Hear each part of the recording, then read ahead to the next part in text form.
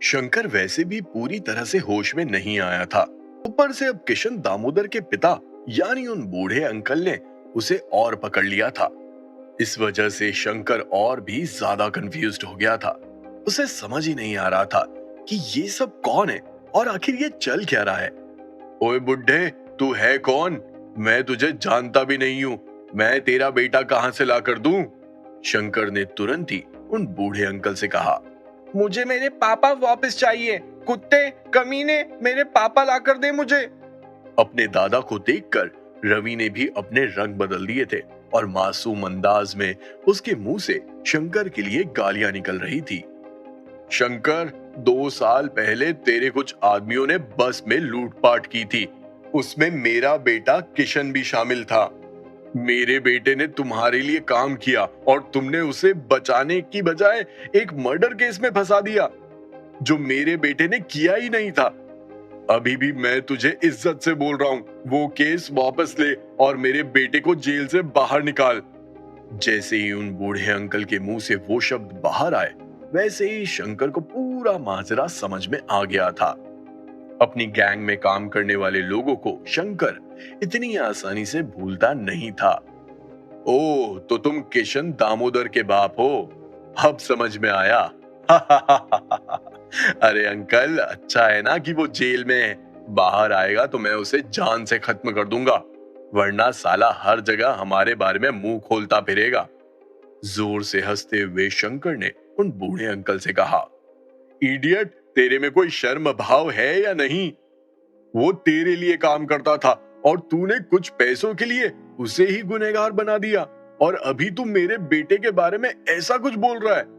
शंकर को हंसता हुआ देखकर और ये सुनकर कि शंकर उनके बेटे को खत्म कर देगा, बूढ़े अंकल के शरीर में खून उबलने लगा था। अचानक से उन्हें शंकर के ऊपर इतना तेज गुस्सा आया कि उन्होंने शंकर को मारने के लिए अपना हाथ उठाया। लेकिन चूंकि वो बहुत ही बूढ़े थे, इसीलिए जैसे ही उन्होंने अपना हाथ उठाया, वैसे ही उनकी आंखों के सामने अंधेरा छा गया और वो बेहोश होकर नीचे गिर पड़े थे। दादाजी, दादाजी! जब उस छोटे बच्चे को एहसास हुआ कि उसके दादाजी बेहोश हो गए हैं, तो वो जोर जोर से उन्हें पुकारते हुए रोने लगा था। हे रवि, तुम रो मत। तुम्हारे दादाजी को अभी हॉस्पिटल लेकर जाएंगे। जब विराज ने रवि को रोते हुए देखा, तो तुरंत ही उसने उस छोटे बच्चे को कंफर्ट दिया। साथ ही साथ विराज ने जितिन को ऑर्डर दिया कि वो उन बूढ़े अंकल को कार में ले जाए। विराज, हमारे लोग केस को संभाल लेंगे, तुम जाकर थोड़ा आराम कर सकते हो। जब रणजीत ने देखा कि जितिन वहां से जा रहा है, और चूंकि जितिन विराज का आदमी था, इसीलिए रणजीत ने भी विराज को वहां से जाने और थोड़ा आराम करने की सलाह दे दी थी। मैं थका हुआ नहीं हूं, तो आराम करने का क्या ही फायदा। लेकिन हाँ, मैं इस शंकर को तुम लोगों के हवाले कर रहा हूं। मुझे बहुत अच्छे से पता है कि इसके पीछे कोई ऐसा इंसान है जिसकी वजह से शंकर हवा में ज्यादा उड़ता है। मुझे उस इंसान के बारे में सारी इंफॉर्मेशन चाहिए। अब चूंकि शंकर हमारे पास है, तो वो इंसान चुप नहीं बैठेगा। वो अपनी कोई ना कोई चाल जरूर चलेगा। अगर ऐसा हुआ तो मुझे तुरंत बताना, मैं उससे डील करूंगा। विराज की बात सुनकर तुरंत ही रणजीत ने कहा, बिल्कुल, हमें जो भी इंफॉर्मेशन मिलेगी हम उसे तुम्हारे साथ शेयर करेंगे। रणजीत चाहता तो पहले भी वो शंकर को पकड़ सकता था, लेकिन शंकर के पीछे एक ऐसी इनविजिबल फोर्स थी जो हर मामले में रणजीत से आगे थी। वो फोर्स इतनी स्ट्रांग थी कि पूरे मुंबई शहर में उनका तांडव था। यही तो वजह थी कि शंकर इतना एरोगेंट था। उसे पता था कि उसका कोई बाल भी बांका नहीं कर सकता है। अगर शंकर के नजरिए से देखें, तो भले ही पुलिस ने उसे गिरफ्तार कर लिया था और आज की रात भले ही वो लॉकअप में रहने वाला था, लेकिन अगले दिन की सुबह उसे छोड़ना ही पड़ता। और उसके बाद शंकर इतना सचेत हो जाता कि वो अपने आप को और अपने पीछे खड़े हर उस इंसान को बचाने की मुमकिन कोशिश करता। शायद उसके बाद शंकर फिर कभी पुलिस के हाथों में नहीं आता। लेकिन अब समीकरण थोड़ा बदल सा गया था, क्योंकि इस केस में अब विराज जिंदल भी अपनी भूमिका निभाने वाला था और विराज की वजह से रंजीत को पूरा भरोसा था कि वो इस इंसान तक जरूर पहुंचेगा। हालांकि रंजीत को अभी भी विराज का बैकग्राउंड नहीं पता था, लेकिन उसके काम करने का अंदाज और रॉय साहब का भरोसा ही उसके लिए काफी था। रॉय साहब, माफ करना, लेकिन मैं आपको एक और तकलीफ देना चाहता हूं। जब चीफ रॉय साहब ने देखा कि विराज उनसे बात कर रहा है, तो तुरंत ही उनके कदम विराज की तरफ बढ़ने लगे थे। बताओ विराज, क्या बात है? जैसे ही विराज ने रॉय साहब के मुंह से ये सुना, वैसे ही विराज ने अपना मुंह खोलते हुए कहा, रॉय साहब, मैं चाहता हूं कि किशन दामोदर को जिस जेल में रखा गया है, वहां के बड़े अधिकारियों से आप बात करें और उन्हें कहें कि किशन दामोदर को अपने परिवार वालों से मिलने दिया जाए। साथ ही साथ मैं चाहता हूं कि आप ये भी कोशिश करें कि किशन दामोदर को कम सजा मिले और उसे अच्छे ग्राउंड्स पर जल्दी छोड़ दिया जाए। मैं नहीं चाहता कि एक अच्छा इंसान जिसने जो गुनाह किया ही नहीं है वो उसकी सजा काटे, और जिस इंसान ने सब कुछ किया है वो मुंबई की सड़कों पर खुला घूमे। ये न्याय नहीं है, बल्कि ये सिस्टम का फॉल्ट है। विराज, तुम परेशान मत हो, मैं जेल के बड़े अधिकारियों से इस बारे में जरूर बात करूंगा और तुम्हें अभी निकलना चाहिए। इस बूढ़े आदमी को जल्दी से हॉस्पिटल पहुंचाओ। विराज की बात सुनकर तुरंत ही चीफ रॉय साहब ने जवाब दिया। विराज के पास बोलने के लिए अब कुछ भी नहीं था। उसने सेंट्रल प्रिजन को अलविदा कहा और जल्दी उन बूढ़े अंकल को लेकर एक नजदीक के हॉस्पिटल में जितिन के साथ पहुंच गया था। यह हॉस्पिटल प्राइवेट था और काफी शानदार बना हुआ था। विराज को पूरा यकीन था कि इस हॉस्पिटल में काम करने वाले डॉक्टर्स भी काफी एक्सपीरियंस्ड होंगे और रवि के दादाजी को अच्छे से अच्छा इलाज मिल पाएगा। विराज और जितिन उन बूढ़े अंकल को उठाते हुए हॉस्पिटल के मेन दरवाजे पर जैसे ही पहुंचे, वैसे ही नर्स ने स्ट्रेचर का इस्तेमाल करते हुए उन बूढ़े अंकल को उस पर लेटा दिया था। चूंकि इमरजेंसी थी, इसीलिए उन बूढ़े अंकल को सीधा इमरजेंसी कमरे में ले जाया जा रहा था।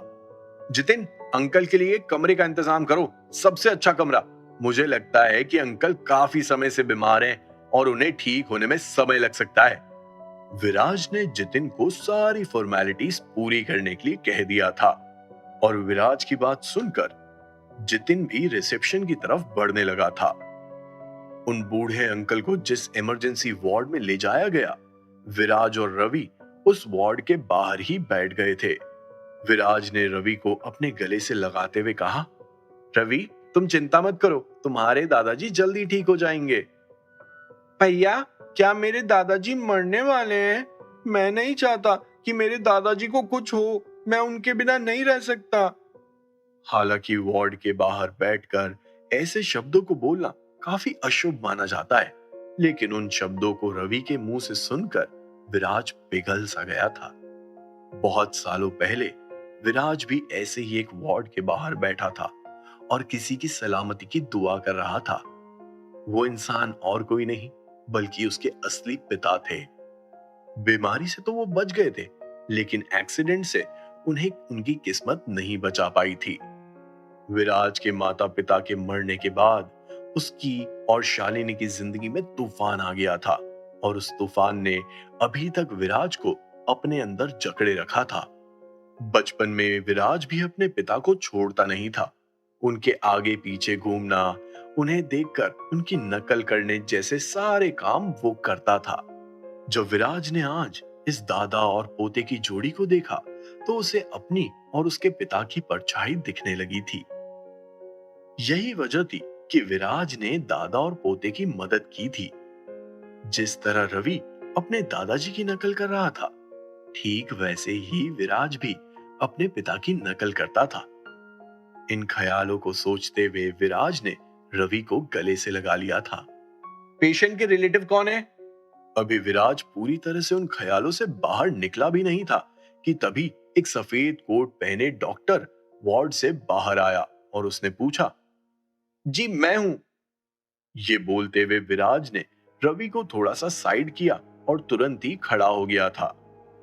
विराज के मुंह से निकले उन शब्दों को सुनकर डॉक्टर ने ऊपर से नीचे तक विराज को देखा और कहा, पेशेंट का heart failure already last stage में है और तो और वो काफी बूढ़े हैं, तुम्हें उन्हें घर ले जाना चाहिए।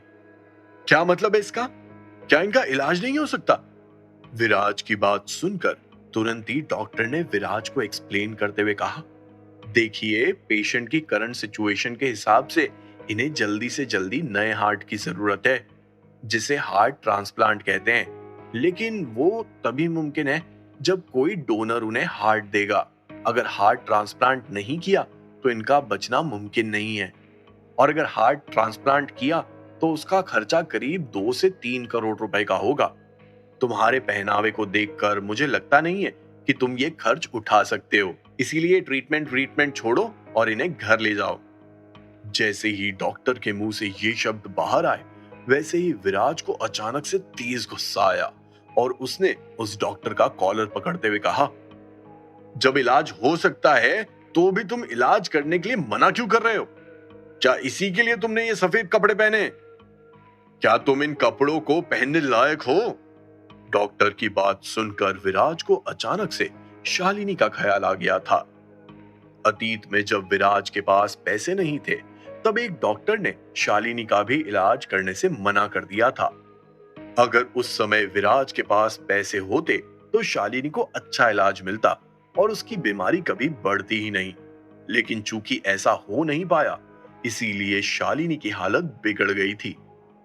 यही वजह थी कि जब अभी डॉक्टर ने उन बूढ़े अंकल का इलाज करने से मना किया तो विराज कुछ ज्यादा ही एक्साइटेड हो गया था। एक तरफ विराज जो गुस्से से भरा हुआ था, तो वहीं दूसरी तरफ वो डॉक्टर एकदम शांत नजर आ रहा था। उस डॉक्टर ने विराज को देखते हुए कहा, मेरे साथ ऐसा बर्ताव करने से कुछ भी नहीं होगा। मैं वही बोल रहा हूं जो इस हॉस्पिटल का रूल है। अगर तुमने अभी पैसा भर दिया तो हम उनके लिए जल्दी से जल्दी डोनर देख लेंगे और जल्दी ही उनका ऑपरेशन भी हो जाएगा।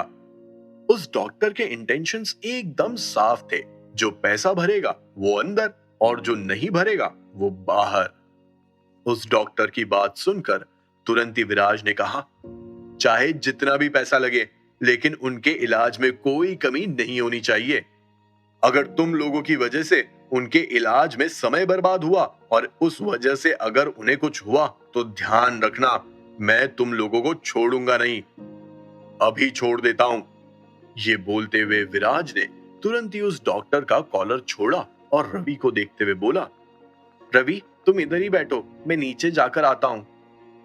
शायद विराज रिसेप्शन की तरफ जाने वाला था। ठीक है भैया, आप जाओ, मैं यहीं पर दादाजी को प्रोटेक्ट करूंगा। जैसे ही रवि के मुंह से ये शब्द बाहर आए, वैसे ही विराज की नजर उस इमरजेंसी वार्ड की तरफ गई और इसी के साथ विराज के कदम नीचे की तरफ बढ़ने लगे थे। क्या नमूना इंसान है, मतलब डॉक्टर की तो कोई इज्जत ही नहीं है। ये रूल हमने थोड़ी ना बनाया है। अगर गर्दनी पकड़नी है तो इस हॉस्पिटल के डीन की पकड़ो ना जाकर। जब विराज वहां से चला गया, तब जाकर उस डॉक्टर ने अपने होश संभाले थे। अपने कपड़ों को ठीक करते हुए उस डॉक्टर ने कहा, 2 घंटे के अंदर अंदर सब कुछ हो गया। हॉस्पिटल वालों को डोनर मिल गया। दरअसल डोनर तो उनके पास पहले से ही था, उन्हें तो बस पैसे का इंतजार था। शायद जैसे ही उन्हें पैसे मिले, वैसे ही हॉस्पिटल वालों ने फॉर्मेलिटीज भी पूरी कर दी और उन बूढ़े अंकल का ऑपरेशन भी शुरू हो गया था। समय को थोड़ा फास्ट भगाते हैं। ऑपरेशन सक्सेसफुल हुआ, लेकिन उन बूढ़े अंकल का शरीर अभी भी थोड़ा कमजोर था और उनका चेहरा पूरा फीका पड़ चुका था। विराज ने तुरंत ही जितिन को कॉल किया और उससे पूछा कि उन बूढ़े अंकल को कौन से कमरे में शिफ्ट करना है। जब जितिन ने विराज की बात सुनी तो तुरंत ही उसे जवाब दिया, यार विराज, अभी तक कमरा नहीं मिला है। उन बूढ़े अंकल को कमरा क्यों नहीं दिया जा रहा था? क्या इसके पीछे भी कोई वजह छुपी हुई थी? अब विराज की तरफ से कैसा रिएक्शन देखने को मिलने वाला था? क्या करने वाला था विराज? क्या विराज की मुलाकात फिर से एचओडी सक्सेना या परिमेश मित्तल से होने वाली थी? अगर ऐसा हुआ तो फिर क्या होगा? आखिर विराज ने उन बूढ़े अंकल को अपने हॉस्पिटल में क्यों एडमिट नहीं करवाया? क्या विराज का हॉस्पिटल बंद हो गया था? जानने के लिए सुनिए cash on my mind, only on pocket FM.